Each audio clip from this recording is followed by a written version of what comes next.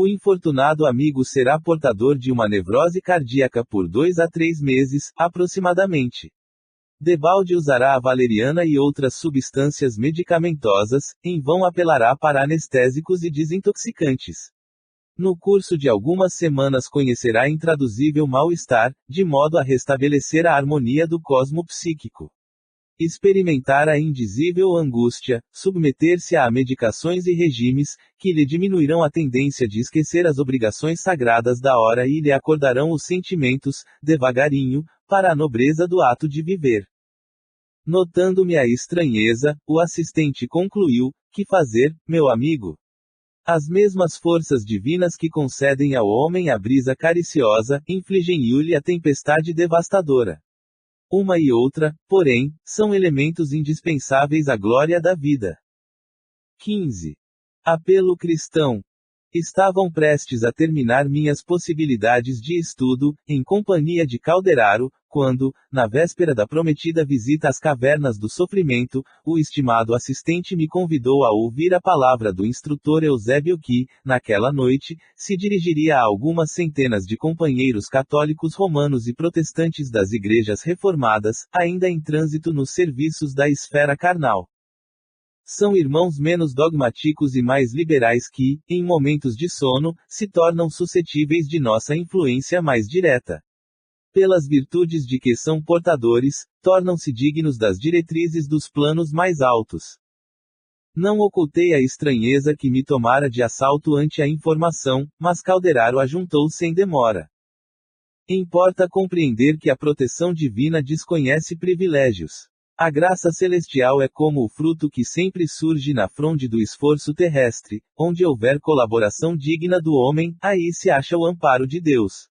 Não é a confissão religiosa que nos interessa em sentido fundamental, senão a revelação de fé viva, a atitude positiva da alma na jornada de elevação. Claro é que as escolas da crença variam, situando-se cada uma em um círculo diferente. Quanto mais rudimentar é o curso de entendimento religioso, maior é a combatividade inferior, que traça fronteiras infelizes de opinião e acirra hostilidades deploráveis, como se Deus não passasse de um ditador em dificuldades para manter-se no poder. Constituindo o espiritismo evangélico prodigioso núcleo de compreensão sublime, é razoável seja considerado uma escola cristã mais elevada e mais rica. Possuindo tamanhas bênçãos de conhecimento e de amor, cumpre-lhe estendê-las a todos os companheiros, ainda quando esses companheiros se mostrem rebeldes e ingratos em consequência da ignorância de que ainda não conseguiram afastar-se. A compaixão de Jesus poderia ser medida pelo estado de evolução daqueles que o seguiam de perto. Diante da mente encarcerada no vaidoso intelectualismo de muitas personalidades importantes de sua época, vemo-lo inflamado de energia divina, pelo contrário, em Jerusalém, no último dia, à frente do populacho exaltado e ignorante, arraigado embora aos princípios da crença, encontramo-lo silencioso e humilde, solicitando perdão para quantos o feriam. Imprimindo inflexão mais carinhosa à palavra, acrescentou, bondoso. Não nos esqueçamos que, acima de tudo, nos empenhamos numa obra educativa. Salvar alguém, ou socorrê-lo, não significa subtrair o interessado à oportunidade de luta, de alçamento ou de edificação. Constitui amparo fraternal, para que desperte e se levante, entrando na posse do equilíbrio que caracteriza aquele que o ajudou. O Supremo Senhor não se compraz com o possuir filhos miseráveis e infelizes na criação, espalha bênçãos e dons, riquezas e facilidades eternas a mancheias, esperando apenas que cada um de nós se disponha a reger com sabedoria o patrimônio próprio. Como vemos, todos os setores do serviço espiritual reclamam a divina assistência. Antes de mais amplas elucidações no referente ao assunto, alcançamos o campo tranquilo, onde o nobre emissário se fazia ouvir. De relance, observei que a reunião, agora, não se assinalava por grande número de colegas encarnados, que ali se contavam por poucas centenas, assistidos por quantidade considerável de cooperadores da nossa esfera de ação. O luar balsamizava docemente o arvoredo, que se inclinava à passagem do Favônio. Imponente, pela claridade sublime que lhe aureolava a figura veneranda, Eusébio, ao que me pareceu, havia iniciado a preleção desde muito. Extasiados, os ouvintes registravam-lhe o verbo tocado de luz celestial, com pasmo indisfarçável a lhes alterar as fisionomias. Confundidos e ajoelhados, em grande número, na relva fresca, sentiam-se repentinamente transportados ao paraíso. O instrutor, envolvido em safirinos reflexos, falava com irresistível poder de atração. Se o patrimônio da fé religiosa representa o indiscutível fator de equilíbrio mental do mundo, que fazeis de vosso tesouro, esquecendo-lhe a utilização, numa época em que a instabilidade e a incerteza vos ameaçam todas as instituições de ordem e de trabalho, de entendimento e de construção. Não vos assombra, porventura, acordando-vos a consciência, a borrasca renovadora que refunde princípios e nações. Supondes possível uma era de paz exterior, sem a preparação interior do homem no espírito de observância e aplicação das leis divinas. Por admitir semelhante contrassenso, a máquina, filha de vossa inteligência, vos anula as possibilidades de mais alta incursão no reino do Espírito Eterno. Ser cristão, outrora, simbolizava a escolha da experiência mais nobre, com o dever de exemplificar o padrão de conduta consagrado pelo Mestre Divino. Constituía ininterrupto combate ao mal com as armas do bem, manifestação ativa do amor contra o ódio, segurança de vitória da luz contra as sombras, triunfo inconteste da paz construtiva sobre a discórdia derruidora. Ante o Moloque do Estado romano, convertido em imperialismo e corrupção, os sectários do Evangelho não se expunham a polêmicas mordazes, não se enredavam nas teias do personalismo dissolvente, não dilapidavam possibilidades preciosas, a erigir fronteiras dogmáticas. Entreamavam-se em nome do Senhor e ofereciam a própria vida, em penhor de gratidão àquele que não trepidava em seguir para a cruz, por amor a todos nós. Erguiam os seus mais sublimes santuários na comunhão com os princípios santificantes que os identificavam com o Salvador do mundo. Sabiam perder vantagens transitórias, para conquistar os imperecíveis tesouros celestiais. Sacrificavam-se uns pelos outros, na viva demonstração do devotamento fraternal. Repartiam os sofrimentos e multiplicavam os júbilos entre si. Morriam em testemunhos angustiosos, para alcançar a vida eterna. Guerreavam os desequilíbrios de sua época e de seus contemporâneos, não a golpes de maldição, nem a fio de espada, mas pela prática da renunciação, submetendo-se a disciplinas cruéis e revelando, nas palavras, nos pensamentos e nos atos, a mensagem sublime do Mestre que lhes renovara os corações. Entretanto, herdeiros que sois daqueles heróis anônimos, que transitaram nas aflições, de espírito edificado nas promessas do Cristo, que fizestes vós da esperança transformadora, da confiança sem vacilação. Onde colocastes a fé viva que os vossos patriarcas adquiriram a preço de sangue e de lágrimas. Que é do espírito de fraternidade que assinalava os aprendizes da Boa Nova. Enriquecidos pelas graças do céu, pouco a pouco olvidastes as portas da revelação divina em troca das comodidades humanas. Construístes, entre vós mesmos, barreiras dificilmente transponíveis. Intoxica-vos o dogmatismo, corrompe-vos a secessão. Estreitas interpretações do plano divino vos obscurecem os horizontes mentais. Abris hostilidade franca, em nome do reino de Deus que significa amor universal e união eterna. Conspurcais a fonte das bênçãos, amaldiçoando-vos uns aos outros, invocando, para isso, o príncipe da paz, que, para ajudar-nos, não hesitou ante a própria morte afrontosa. A que delírio chegastes, estabelecendo mútua concorrência à imaginária obtenção de privilégios divinos. Antigamente, os companheiros do Cristo disputavam a oportunidade de servir, no entanto, na atualidade, procurais as mínimas ocasiões de serdes servidos. Reverenciais do Senhor a luz dos séculos e mantendes-vos nas sombras do nefando egoísmo. Proclamais nele a glória da paz e incentivais a guerra fratricida, em que homens e instituições se trucidam reciprocamente. Recorreis ao Divino Mestre, centralizando em sua infinita bondade a fonte inesgotável do amor, entretanto, cultivais a desarmonia no recôndito do ser. Por que estranhas convicções supondes conquistar o paraíso, à força de afirmativas labiais? Esquecestes que o Verbo, divino em seus fundamentos, é sempre criador.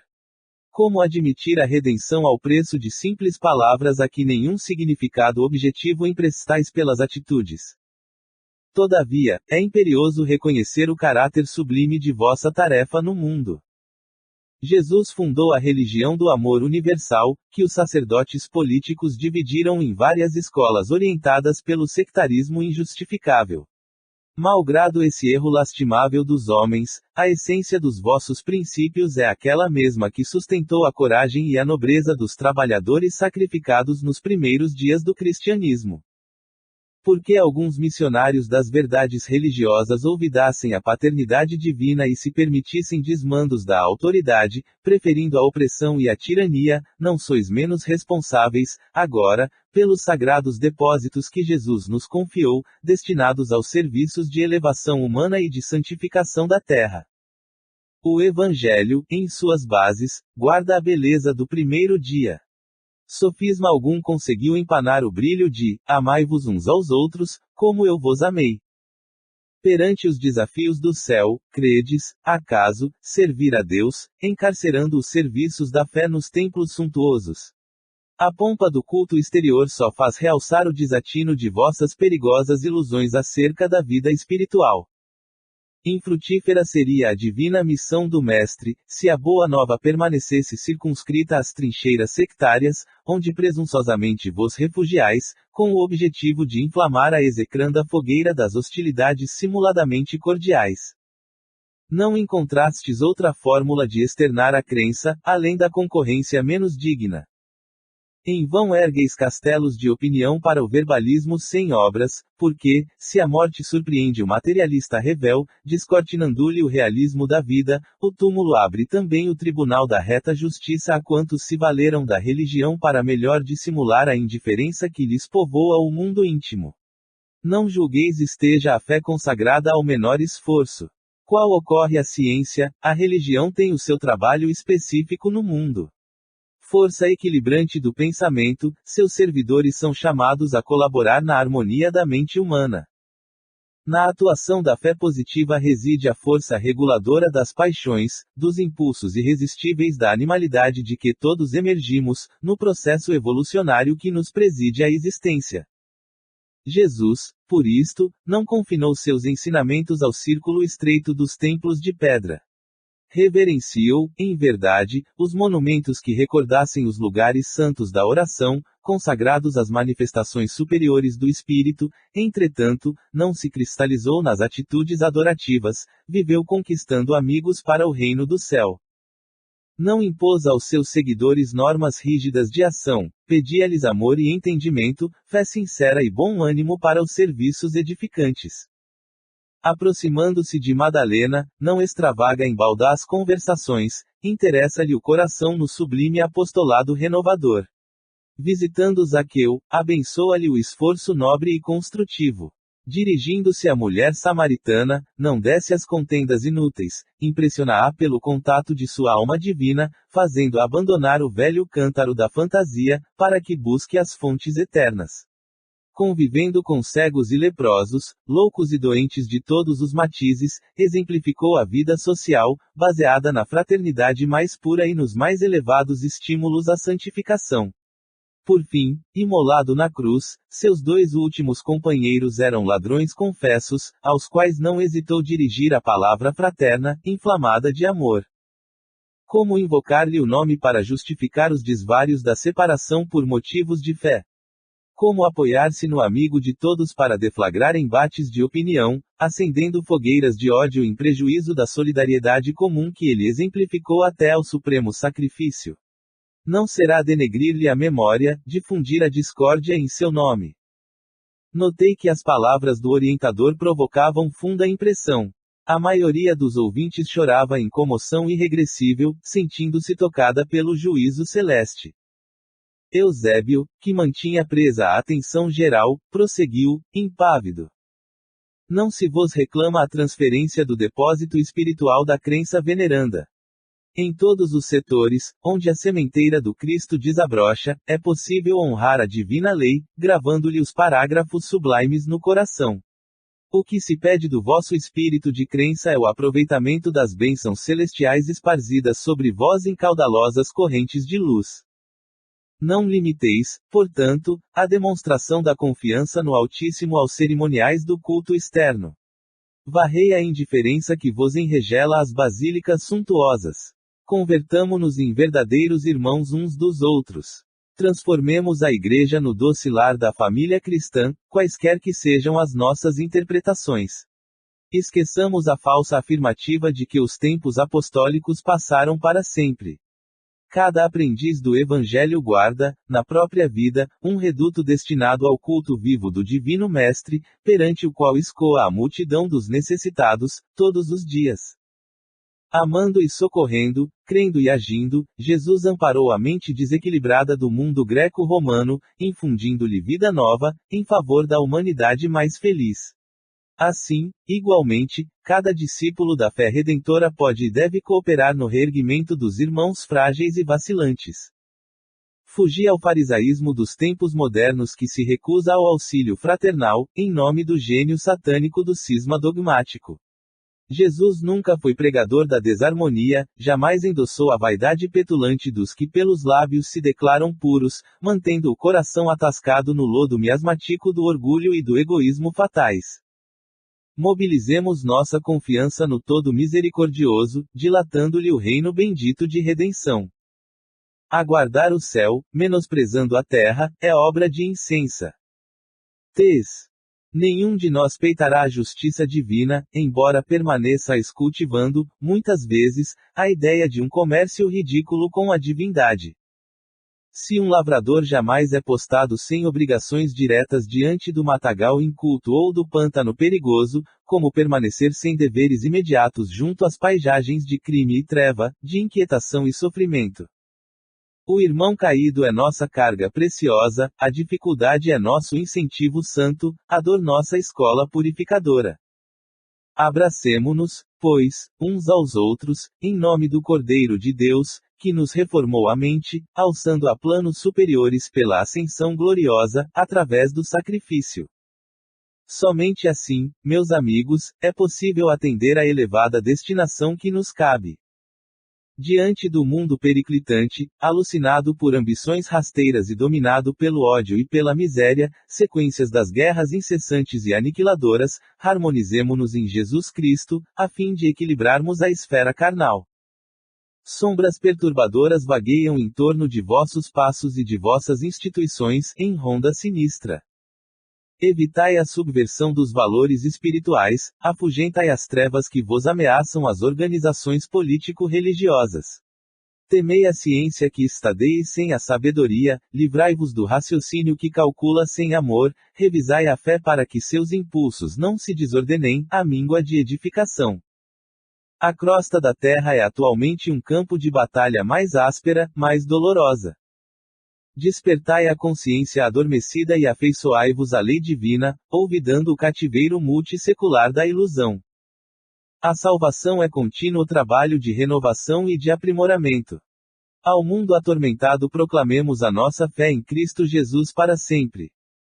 Eusébio, ao terminar, estava aureolado de prodigiosas emissões de luz.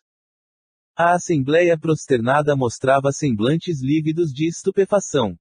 Enorme grupo de colaboradores de nosso plano elevou a voz em harmonias, entoando o comovente cântico de glorificação ao Supremo Senhor. As melodiosas notas do hino perdiam-se, ao longe, no arvoredo distante, nas asas de suave brisa. Terminados os serviços da reunião, reparei que os amigos encarnados, sob o amparo de colegas das nossas atividades socorristas, não se afastaram animados e otimistas, porque muitos deles, compreendendo, talvez com mais clareza, fora do veículo denso da experiência física, os erros da crença transviada, se retiravam cabisbaixos, soluçando. 16. Alienados mentais. Antes de visitarmos as cavernas de sofrimento, Calderaro instou-me a fazer com ele rápida visita a grande instituto consagrado ao recolhimento de alienados mentais, na esfera da crosta. Compreenderás, então, mais exatamente, explicou, generoso, dirigindo-se a mim com a delicadeza que lhe é peculiar, a tragédia dos homens desencarnados, em pleno desequilíbrio das sensações. Excetuados os casos puramente orgânicos, o louco é alguém que procurou forçar a libertação do aprendizado terrestre, por indisciplina ou ignorância. Temos neste domínio um gênero de suicídio habilmente dissimulado, a autoeliminação da harmonia mental, pela inconformação da alma nos quadros de luta que a existência humana apresenta. Diante da dor, do obstáculo ou da morte, milhares de pessoas capitulam, entregando-se, sem resistência, à perturbação destruidora, que lhes abre, por fim, as portas do túmulo. A princípio, são meros descontentes e desesperados, que passam despercebidos mesmo aqueles que os acompanham de mais perto. Pouco a pouco, no entanto, transformam-se em doentes mentais de variadas gradações, de cura quase impossível, portadores que são de problemas inextricáveis e ingratos. Imperceptíveis frutos da desobediência começam por arruinar o patrimônio fisiológico que lhes foi confiado na crosta da terra e acabam empobrecidos e infortunados. Aflitos e semi-mortos, são eles homens e mulheres que desde os círculos terrenos padecem, encovados em precipícios infernais, por se haverem rebelado aos desígnios divinos, preterindo-os, na escola benéfica da luta aperfeiçoadora, pelos caprichos insensatos. Guardando carinhosamente a observação, acompanhei-o na excursão matinal ao grande estabelecimento, onde os mentecaptos eram em grande número. No primeiro pátio que topamos, compacta era a quantidade de mulheres desequilibradas que palestravam. Uma velha de cabelos nevados, mostrando acerba ferocidade no olhar, envergava o uniforme da casa, como quem arrastasse um vestido real, e dizia a duas companheiras apáticas: na minha qualidade de marquesa, não tolero a intromissão de médicos inconscientes. Creio estar presa por motivos secretos de família, que averiguarei na primeira oportunidade. Tenho poderosos inimigos na corte, contudo, as minhas amizades são mais prestigiosas e fiéis. Baixou a voz, como receando espias ocultos, e falou ao ouvido de uma das irmãs de sofrimento. O imperador está interessado em meu caso e punirá os culpados. Segregaram-me por miseráveis questões de dinheiro. Elevando o diapasão, inesperadamente, bradou: todos pagarão. Todos pagarão. E continuava explicando-se com gestos de grande senhora. Compande-me observar a promiscuidade entre as enfermas encarnadas e as entidades infelizes, que ali se acotovelavam. Preso ainda ao meu antigo veso de curiosidade, tentei estacar, a fim de ouvir a demente até ao fim, mas o assistente deu-se pressa em considerar. Não nos detenhamos. Infelizmente, atravessamos vasta galeria de padecimento expiatório, onde nossos recursos socorristas não ofereceriam vantagens imediatas. Aqui, quase todos os alienados são criaturas que abdicaram a realidade, atendo-se às circunstâncias do passado sem mais razão de ser. Essa desventurada irmã já possui títulos de nobreza em existência anterior, perpetrou clamorosas faltas, dando expansão às energias cegas do orgulho e da vaidade. Renascendo em aprendizado humilde para o reajustamento imprescindível, alarmou-se ante as primeiras provações mais rudes da correção benfeitora, reagiu contra os resultados da própria sementeira, entregou o invólucro físico ao curso de ocorrências nefastas, e, por fim, situou-se mentalmente em zonas mais baixas da personalidade, passando a residir, em pensamento, no pretérito de mentiras brilhantes. Agarrou-se, desesperada, às recordações da marquesa vaidosa de salões que já desapareceram e perambula nos vales da demência em lastimáveis condições. Não deramos muitos passos, encontramos novo ajuntamento, em que sobressaía curiosa dama, extremamente nervosa. Deus me livre de todos, Deus me livre de todos! Gritava, inquieta. Não voltarei. Nunca, nunca! Aproxima-se, Cordata, a enfermeira, e pede: senhora, mais calma. É seu marido que vem à visita. Vamos ao guarda-roupa. E sorrindo. Não se sente feliz? Jamais. Bradava a demente com espantoso semblante de angústia. Não quero vê-lo. Odeio-o, odeio, com tudo o que lhe pertence. Repetindo expressões de desprezo, inteiriçou-se, caindo em lamentável crise de nervos, pelo que a auxiliar da enfermagem houve que requisitar socorro urgente. Desejei reter-me, a fim de estudar a situação, mas o assistente impediu-me, esclarecendo: Não percas tempo. Não remediarias o mal. Nossa passagem aqui é rápida. Recomendo apenas anotes o refúgio de todos os que se esquecem dos deveres presentes, pretendendo escapar aos imperativos da realidade educadora. Modificou a inflexão da voz e prosseguiu: Não asseguramos que todos os casos do hospício se relacionem exclusivamente com esse fator. Muita gente atravessa este pavoroso túnel, premida por exigências da prova retificadora. É, no entanto, forçoso reconhecer que a maioria encetou o pungitivo drama em si mesma. São irmãos nossos, revoltados ante os desígnios superiores que os conduziram a recapitular ensinamentos difíceis, qual o de se reaproximarem de velhos inimigos por intermédio de laços consanguíneos ou o de enfrentarem obstáculos aparentemente insuperáveis. Para que se efetue a jornada iluminativa do espírito é indispensável deslocar a mente, revolver as ideias, renovar as concepções e modificar, invariavelmente, para o bem maior o modo íntimo de ser, tal qual procedemos com o solo na revivificação da lavoura produtiva ou com qualquer instituto humano em reestruturação para o progresso geral. Negando-se, porém, a alma a receber o auxílio divino, através dos processos de transformação incessante que lhe são oferecidos em seu benefício próprios pelas diferentes situações de que os dias se compõem no aprendizado carnal, recolhe-se à margem da estrada, criando paisagens perturbadoras com desejos injustificáveis. Quase podemos afirmar que 90 em 100 dos casos de loucura, excetuados aqueles que se originam da incursão microbiana sobre a matéria cinzenta, começam nas consequências das faltas graves que praticamos, com a impaciência ou com a tristeza, isto é, por intermédio de atitudes mentais que imprimem deploráveis reflexos ao caminho daqueles que as acolhem e alimentam. Instaladas essas forças desequilibrantes no campo íntimo, inicia-se a desintegração da harmonia mental. Esta por vezes perdura, não só numa existência, mas em várias delas, até que o interessado se disponha, com fidelidade, a valer-se das bênçãos divinas que o aljofram, para restabelecer a tranquilidade e a capacidade de renovação que lhes são inerentes à individualidade, em abençoado serviço evolutivo. Pela rebeldia, a alma responsável pode encaminhar-se para muitos crimes, a cujos resultados nefastos se cativa indefinidamente, e, pelo desânimo, é propensa a cair nos despenhadeiros da inércia, com fatal atraso nas edificações que lhe cabe providenciar. Nesse ponto dos esclarecimentos, penetrávamos extensa varanda no departamento masculino e logo se nos deparou um homem que de certo se enquadrava entre os esquizofrênicos absolutos. Rodeavam-no algumas entidades de sombrio aspecto. Semelhava-se o doente a perfeito autômato, sob o guante de tais companheiros. Exibia gestos maquinais e, ao guarda que se aproximava, cauteloso, explicou em tom muito sério: Venha, seu João, não tenha receio. Ontem eu era o leão, mas hoje, sabe o senhor o que eu sou.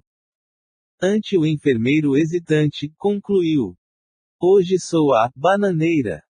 Encontraria, eu, sem dúvida, no caso, excelente ensejo de enriquecer experiências, porquanto de pronto reconhecera a entrosagem completa entre a vítima e os obsessores que lhe eram invisíveis. O desditoso era arrematado fantoche nas mãos dos algojes tipicamente perversos. Calderaro, porém, não me permitiu interromper a marcha. O processo de desequilíbrio está consumado, informou, e não encontrarias possibilidade de recompor-lhe, em serviço rápido, as energias mentais centralizadas na região inferior. O infeliz vem sendo objeto de práticas hipnóticas de implacáveis perseguidores, acha-se exposto a emissões contínuas de forças que o deprimem e enlouquecem. Céus! Exclamei, aparvalhado, como socorrê-lo? Trata-se de um homem, acrescentou o orientador, que em encarnações anteriores abusou do magnetismo pessoal. Não pude sopitar a objeção que me nasceu espontânea: como? As ciências magnéticas são de ontem. Calderaro estampou no olhar a condescendência que lhe é característica e retorquiu: Acreditas que teriam sido iniciadas com Mesmer? E, sorridente, ajuntou. Se considerarmos o sentido literal do texto, o abuso de magnetismo pessoal teria começado com Eva, no paraíso. Indicou o enfermo e prosseguiu. Em pretérito não muito remoto, nosso imprevidente amigo se excedeu em seu potencial de fascínio, desviando-o para aventuras menos dignas.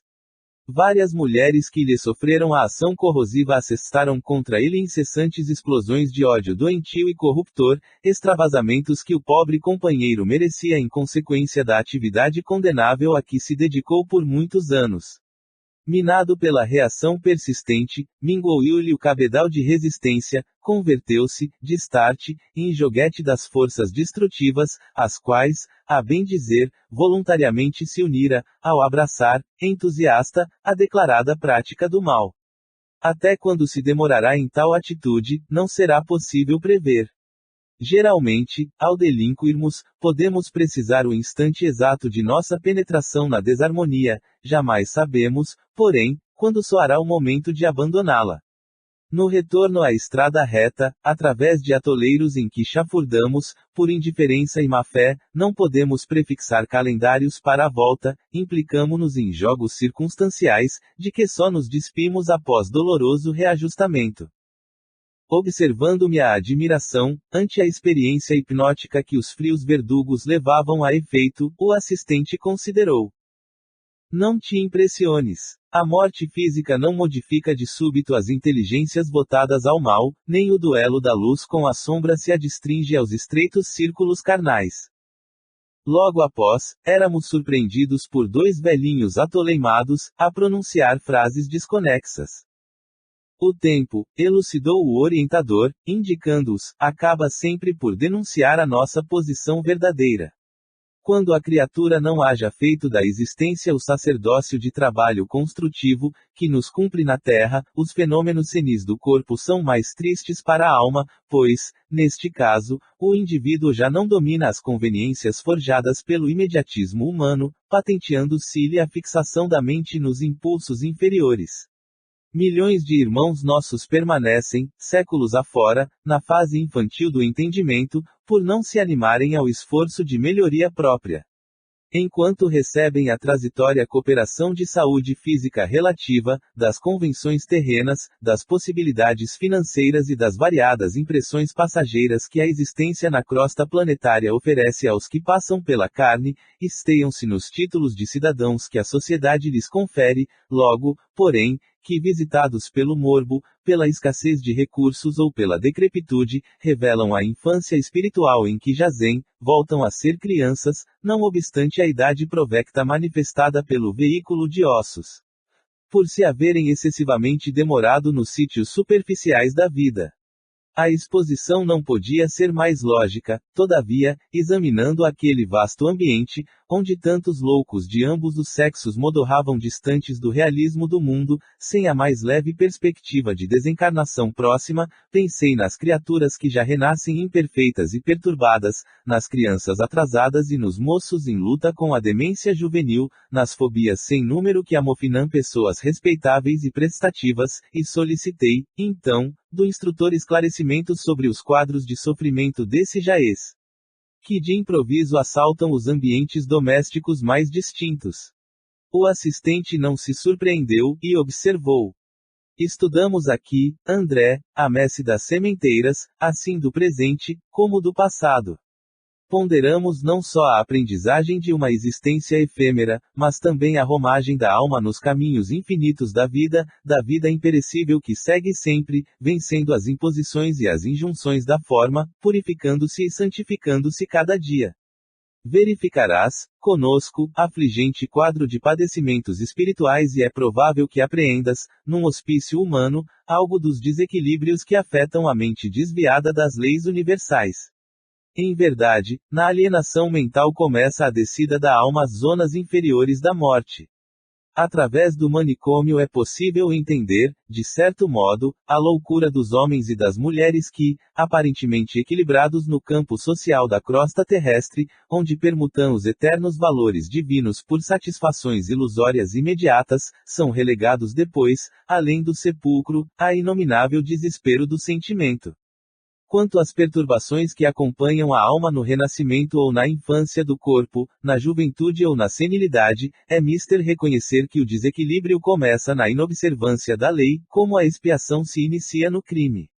Adotada a conduta em desacordo com a realidade, encontra o espírito, invariavelmente, em todos os círculos onde se veja, os efeitos da própria ação.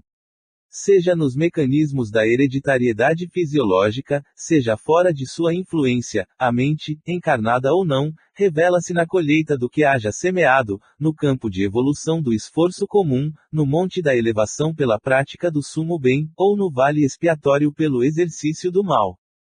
O assistente, que se dispunha a retirar-se, fitou-me demoradamente, e rematou. O louco, em geral, considerando-se não só o presente, senão até o passado longínquo, é alguém que aborreceu as bênçãos da experiência humana, preferindo segregar-se nos caprichos mentais, e a entidade espiritual atormentada após a morte é sempre alguém que deliberadamente fugiu às realidades da vida e do universo, criando regiões purgatórias para si mesmo. Compreendeste? Fichei o instrutor, reconhecidamente. Sim, havia entendido. E, ponderando a lição da manhã, segui o orientador, que silente abandonava o campo de observação, a fim de mais tarde nos avistarmos com os benfeitores que visitariam as cavernas, em missão de amor e de paz. 17. No limiar das cavernas. Reunidos agora, Calderaro e eu, a comissão de trabalho socorrista que operaria nas cavernas de sofrimento, fui surpreendido pela expressão da irmã Cipriana, que chefiava as atividades dessa natureza. Constituía-se a turma de reduzido número de companheiros, 7 ao todo. Avistando-me ao lado do assistente, perguntou Cipriana com singeleza, feitas as saudações usuais. Pretende o irmão André seguir em nossa companhia? O abnegado amigo respondeu que o próprio instrutor Eusébio lembrara a conveniência de minha visita aos abismos purgatoriais, esclareceu que eu me achava interessado em obter informes da vida nas esferas inferiores, para os relatar aos companheiros encarnados, auxiliando-os na preparação necessária à ciência de bem viver. A diretora ouviu, bondosa, e objetou. Sim, a sugestão de Eusébio é valiosa, em se tratando de observações preliminares no baixo umbral. Como responsável, porém, pelos serviços diretos da expedição, não posso admiti-lo, por enquanto, em todas as particularidades. Fixou em mim o olhar lúcido e meigo, como a lastimar a impossibilidade, e acrescentou. Nosso estimado André não tem o curso de assistência aos sofredores nas sombras espessas. Afagou-me de leve, com a destra carinhosa, e acrescentou, se nos é indispensável obter difíceis realizações preparatórias, a fim de colhermos o benefício das grandes luzes, é-nos imprescindível a iniciação, para ministrarmos esse mesmo benefício nas grandes trevas. Ante o meu indisfarçável desapontamento, a veneranda benfeitora continuou. No entanto, convenhamos que o nosso irmão não se encontra, junto de nós, sem problemas substanciais a resolver. Cada situação a que somos conduzidos é portadora de ocultos ensinamentos para nosso bem. Os desígnios superiores jamais nos propõem questões de que não necessitemos, na arena das circunstâncias. Se Eusébio foi levado a sugerir esta oportunidade, é que André Luiz tem nestes sítios urgente serviço a prestar. Considerando, porém, as responsabilidades que me cabem, não posso autorizar que nos siga em todos os passos, contudo, convido o irmão Calderaro a permanecer, em companhia do prestimoso aprendiz, no limiar das cavernas, sem descerem conosco, mesmo aí, estudioso que é, ele encontrará inesgotável material de observação, sem necessidade de enfrentar situações embaraçosas, para as quais ainda não se aprestou convenientemente. Em face da solução apresentada, a alegria geral voltou a confortar-nos. Agradeci, contente. Calderaro também se manifestou reconhecido.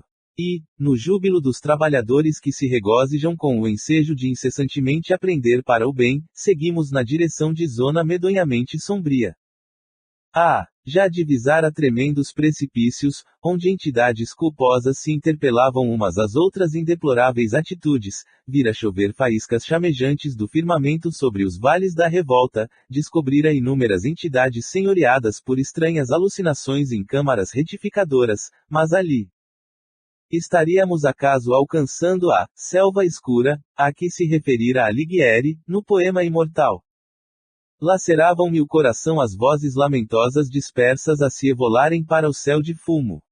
Não eram lamentações apenas, à proporção que nos adiantávamos, descendo, modificava-se a gritaria, ouvíamos também gargalhadas, imprecações. Estacamos em enorme planície pantanosa, onde numerosos grupos de entidades humanas desencarnadas se perdiam de vista, em assombrosa desordem, à maneira de milhares de loucos, separados uns dos outros, ou aos magotes, segundo a espécie de desequilíbrio que lhes era peculiar. Não me era possível calcular a extensão da várzea imensa e, ainda que houvesse marcos topográficos, para tal apreciação, o nevoeiro era demasiado denso para que se pudessem computar distâncias.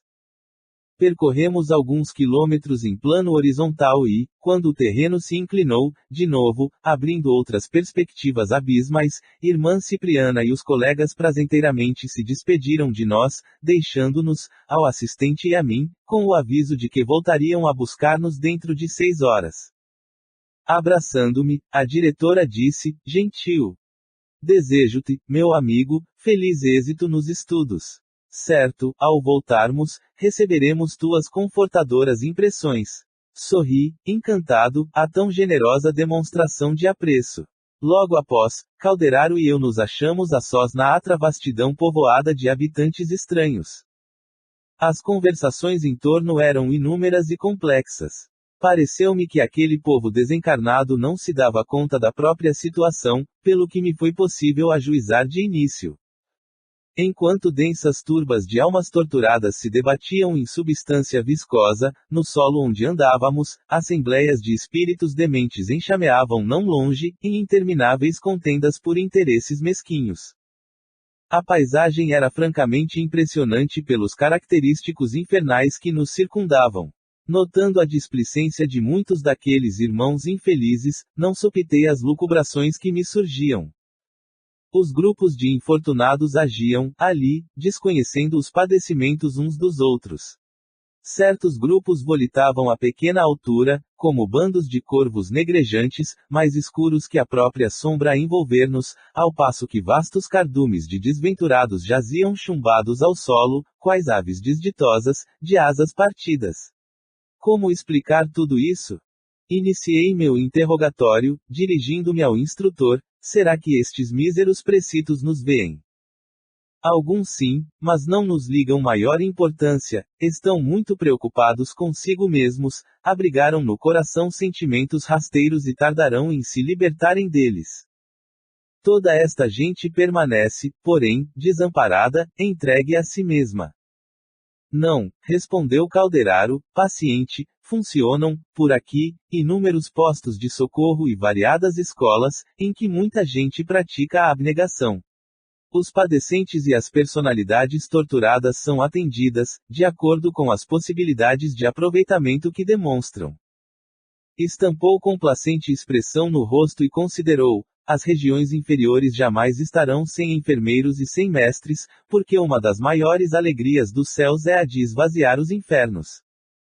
Vendo bandos de seres a se locomoverem no ar, quase a nos rentear, recordei que em nossa colônia as faculdades de volitação não eram comumente exercidas para não melindrarmos aqueles que as não possuíam desenvolvidas, mas...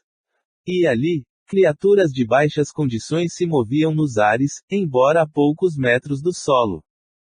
Calderaro, porém, explicou: não te surpreendas. A volitação depende, fundamentalmente, da força mental armazenada pela inteligência. Importa, contudo, considerar que os voos altíssimos da alma só se fazem possíveis quando a intelectualidade elevada se alia ao amor sublime.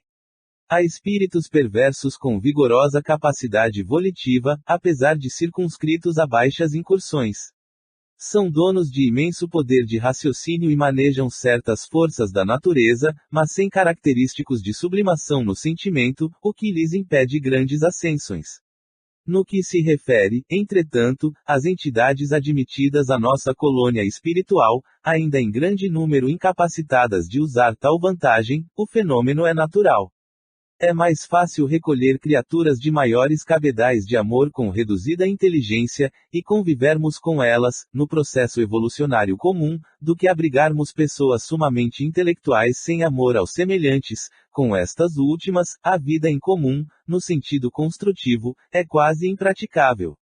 Neste capítulo da volitação, portanto, impende observar os ascendentes naturais, levando em conta, com a própria natureza, que os corvos voam baixo, procurando detritos, enquanto as andorinhas se libram alto, buscando a primavera. Feito o reparo, perguntei, lembrando-me das injunções terri. Nas. Mas. E as necessidades de subsistência? O instrutor não se fez rogado e informou. Nada lhes falta quanto às exigências essenciais de socorro e de manutenção, como ocorre num nosocômio da esfera carnal. O assistente fez breve pausa e prosseguiu.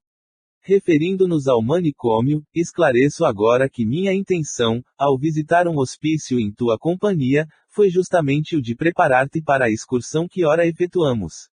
Temos aqui, nestas assembleias de incompreensão e dor, infindas fileiras de loucos que voluntariamente se arredaram das realidades da vida.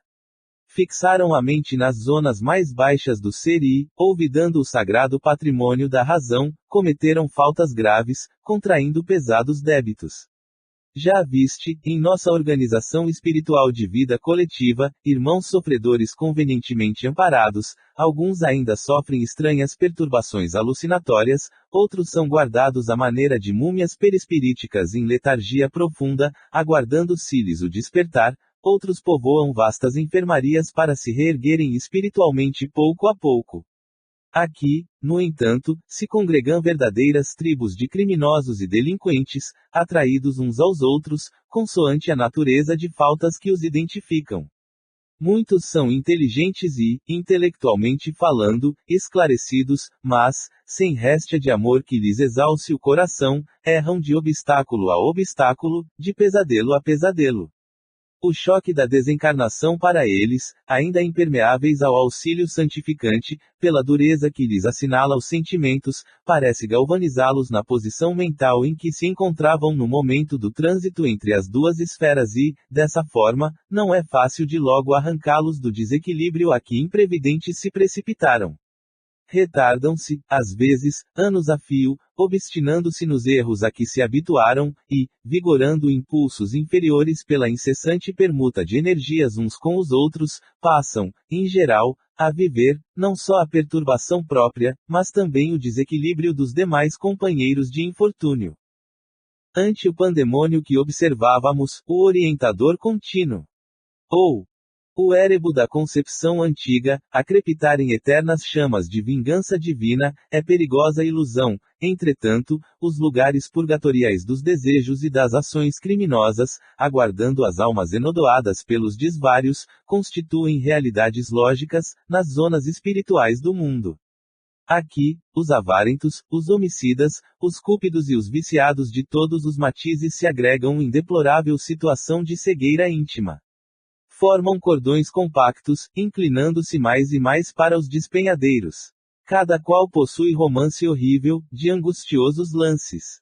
Prisioneiros de si mesmos, cerram o entendimento às revelações da vida e restringem os horizontes mentais, movimentando-se em seu próprio interior, em ação exclusiva, nos impulsos primários, a cultivar o pretérito que deveriam expungir.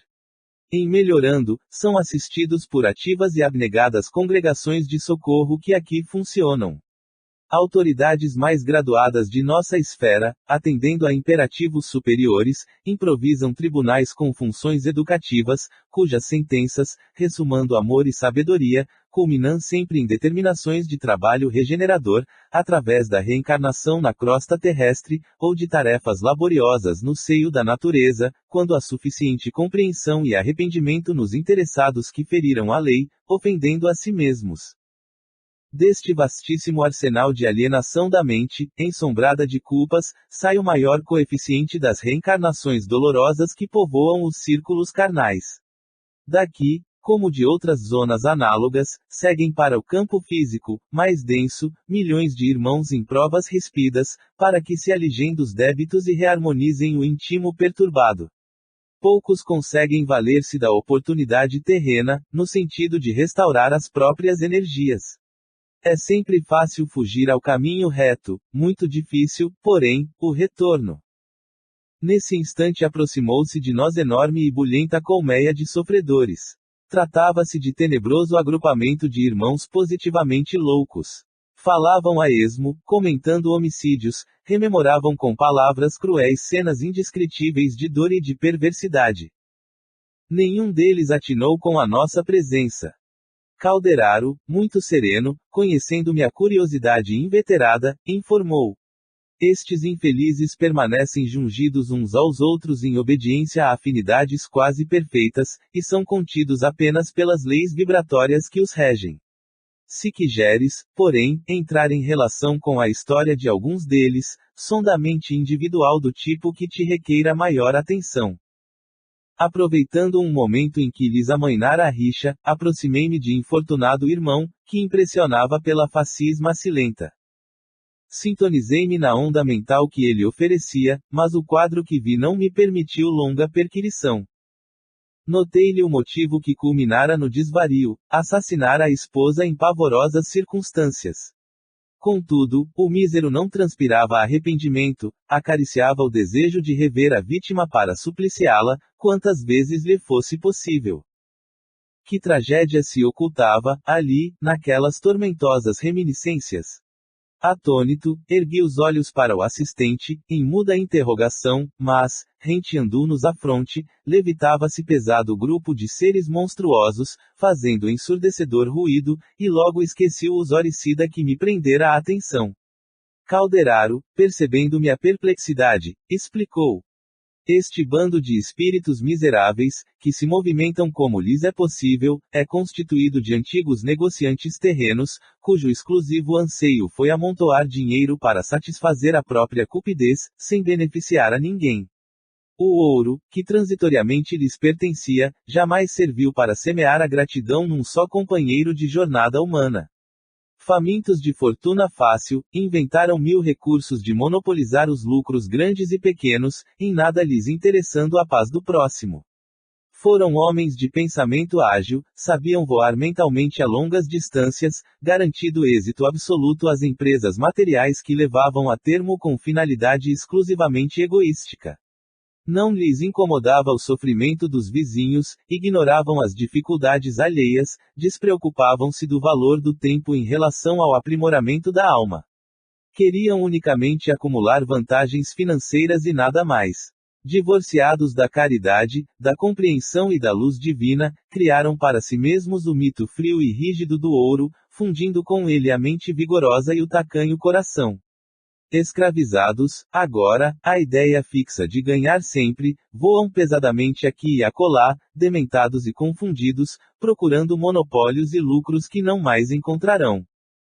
Condói-me. Quis deter alguns, confabular com eles fraternalmente, de modo a esclarecê-los, no entanto, o instrutor paralisou-me os braços, murmurando. Que fazes? Seria inútil. Impossível é reajustar, num momento, apenas com palavras, tantas mentes em desequilíbrio cruel. E, impulsionando-me para a frente, concluiu. Vamos, consumirias muitas semanas para conhecer a paisagem de dor que se nos estende à frente, e dispomos apenas de algumas horas. 18. Velha afeição. Não havíamos atravessado grande distância, quando curiosa assembleia de velhinhos se postou ao nosso lado. Mostravam todos carantonhas de aspecto lamentável. Esfarrapados, esqueléticos, traziam as mãos cheias de substância lodosa que levavam de quando em quando ao peito, ansiosos, aflitos. Ao menor toque de vento, atracavam-se aos fragmentos de lama, colocando-os de encontro ao coração, demonstrando infinito receio de perdê-los. Entreolhavam-se apavorados, como se temessem desastre próximo. Cochichavam entre si, maliciosos e desconfiados.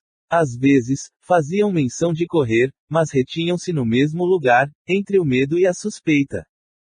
Um deles observou em voz rouquenha: precisamos de alguma salda. Não podemos com delongas.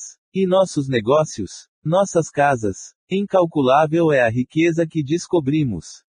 E indicava com ufânia os punhados de lodo a escorregar-lhe das mãos aduncas. Mas, prosseguia, pensativo, todo este ouro, que temos conosco, permanece à mercê de ladrões, nesta miserável charneca. Imprescindível é ganharmos o caminho de volta. Isto aqui assombraria a qualquer.